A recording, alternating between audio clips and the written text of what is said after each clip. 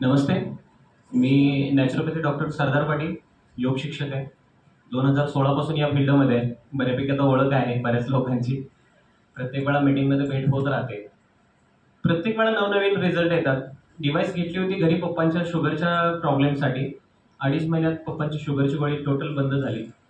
Blockage असतील नसतील काय माहीत नाही, कारण आम्ही मराठी शाळेत असल्यापासून गोळ्या सुरू आहेत पप्पांच्या.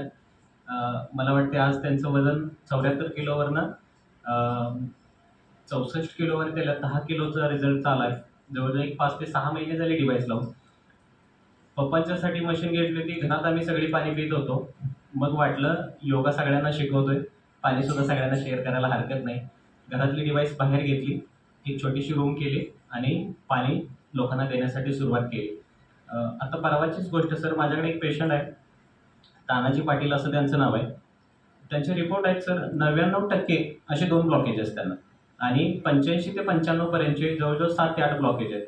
निम्म्यापेक्षा जास्त हृदय ब्लॉक आहे म्हणून डॉक्टरनी सांगितले. ऑपरेशन होत नाही कारण ठोके कमी लागतात. कदाचित ऑपरेशनमध्ये पेशंट ऑफ होऊ शकतो. असे प्रॉब्लेम असताना सुद्धा आणि 1 लिटरच पाणी प्यायला सांगितले. दिवसभरात फक्त 1 लिटर पाणी प्यायचं. का तर हृदयावरती त्याचं प्रेशर येते म्हणून. डिव्हाइस बघायसाठी आले, पाहुणे त्यांचे घेऊन आले होते.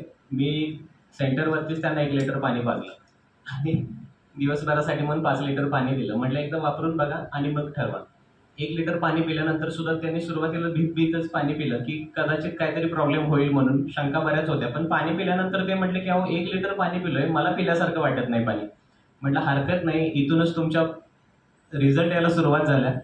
आज त्यांना साधी एक पायरीचा टप्पा जरी चढला तरी धाप लागायची. आज एकदम बिंदास सगळ्या घरातनं फिरतात, जिने वगैरे चढतात उतरतात. एक अट घातल्या, डिव्हाइसच्या शेजारी बसून किमान 1 लिटर तरी पाणी प्यायचं. आमच्या गावापासून किमान 7 ते 8 किलोमीटर गाव आहे.